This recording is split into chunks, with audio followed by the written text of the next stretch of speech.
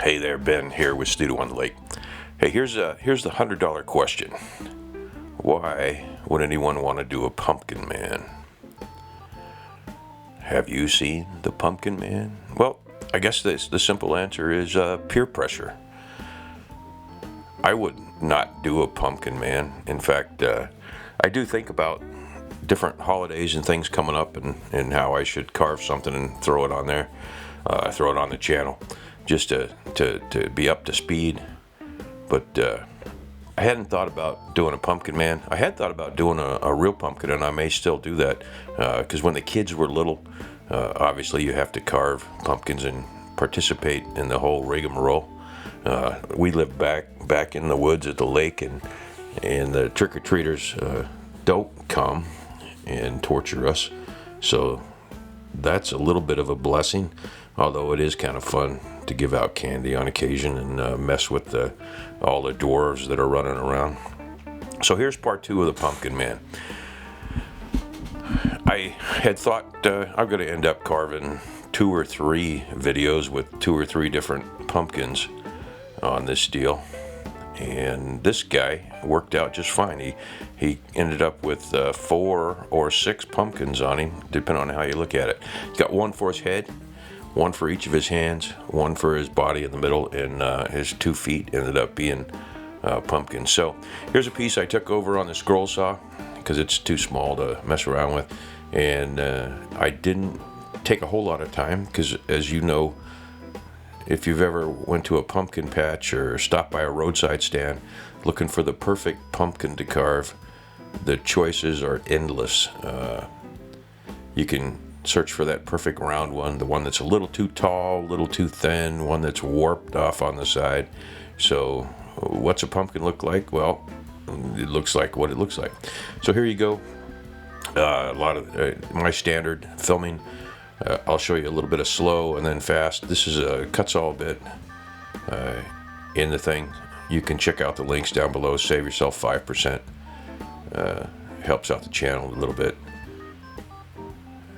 I switch between cuts all bits and saber bits primarily, and then I do some stuff with ruby bits and diamond bits, and then a couple of ceramic stones on occasion. So we're just rounding this character out. This is going to sit in his hand. There's a nice slow motion shot of about as far as I'm going to go with this guy before I start whacking a face in. Here's pumpkin number 2. He's a little bit taller and whatnot. Again, back to the pumpkin patch. No design here. In fact, the Pumpkin Man had no design. He just kind of evolved. I knew I wanted to have a face that stood up, and I knew, and kind of looking down off to the side. And I think I captured that. If I were to do another one, I could really do something with that pose to make him look a little more ominous. My guy looks a little corny, I think. I have no idea what to do with this guy. Like a lot of carvings, he's going to end up in the corner on a shelf. One of these days, if I ever clean up the shop, you may see all the older carvings in the back. So to see what I've done in the past, there's probably 110 videos on here now. Channel's doing real well, thanks to everyone. And if you're new to the channel, welcome. We're not trying to do any great things here. Just support the carving community and have fun with it. And why do a pumpkin? I already said that. Everybody else is doing a pumpkin, so I have to. Jordy did several pumpkins. Rob did a pumpkin man. Doug Linker did a pumpkin man. Mike over at Stennett Sticks, he's a little too refined to stoop so low to do a pumpkin man, I think. So if you're watching this, Mike, you probably ought to do a pumpkin man. If it strikes you. Don't come off your niche. You should check out Mike Stennett, Stennett Sticks, him and Pearl doing some cane carving. You'll never find a better way to go. Just like Jordy, Just Carve Rob, Mark the Maker, Mario is starting to crank some stuff out, that sort of thing. So look at everybody down in the links down there and support them. This second one ended up with, I wanted a huge mouth on him. And I kind of had in mind going a little crazier to where he was kind of all mouth, and ended up toning it back just a hair. Thought that might be a little bit too much. That is a saber burr, a taper in 3/32, I believe, is the smaller of the two. And then the other one I run 1/8" bits in there. I used to run some quarter bits. I got a big, huge die grinder looking monster. So here's his pumpkins are going to go onto here. And before I stick them on there, I'm going to epoxy a little wire in the bottom of them and drill down through the hand. Those hands are subject to break off. So I did put a dollop of glue up there where those pumpkins touch his face to help support this guy. And I was going to leave the body all alone.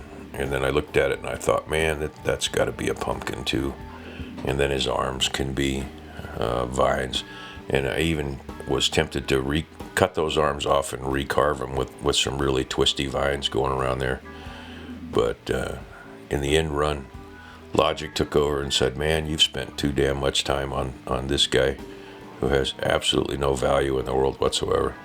And we left good enough alone. Same thing with the feet. I was going to get fancy with the feet and gave up and said, why don't you just quit while you're ahead. Upcoming videos you'll see a little bit later in this. I do have a review video coming out on an $80 Chinese micro carver. It's kind of designed for lab work. Supposedly that's the way it's designed. And I wanted to prove my theory out that these hand pieces are all the same, and that they come out of China. And unfortunately, the hand piece, and you'll see some of that in that review video here in a couple days, not as high quality as I thought it might be. But for $80 versus $300 and some change for what I'm using right now, you certainly couldn't go wrong if you're asking yourself the question, is this something I'm interested in? Do I want dust and crap all over the place? Someone has commented, I forget who, and I apologize. I don't use a dust collection here because it just doesn't work. I end up with crap, dust everywhere anyway, and I don't feel like standing over a dust collector. I've made several over the years and bought several, and they just don't do it for me. Dust doesn't seem to bother me yet. If it does, I may change my mind and go to dust collecting. But you'll see that little jerky motion at 3 times the speed. That's me blowing that dust out of the way. I do kind of the same thing when I'm burning. The smoke curls up.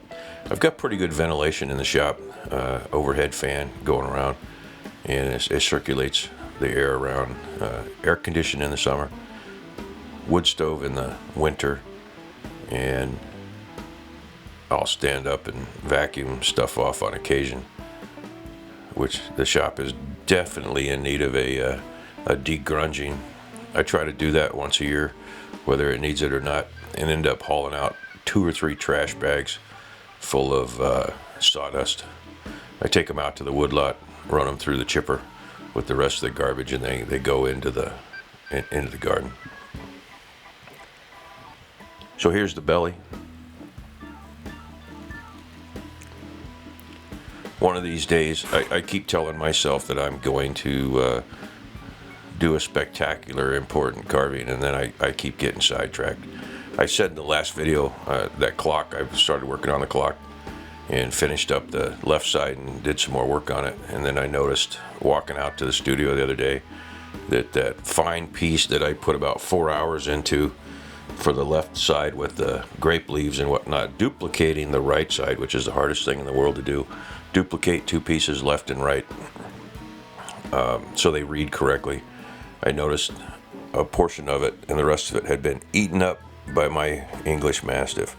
So you didn't see it, but there is a little wire in the bottom of those, and I used epoxy, and the pumpkins are stuck onto his hands.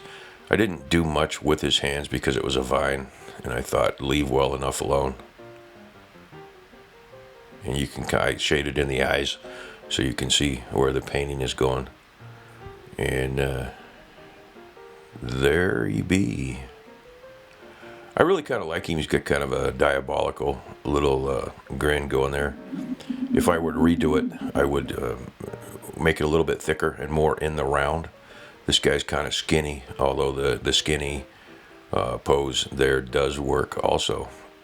So here's a quick preview if you made it this far in the video. This guy turned out spectacular, and this is a piece of cottonwood on a basswood box for a birdhouse. I haven't cut the mouth, and there we go. Another quick view, and that video is in editing right now.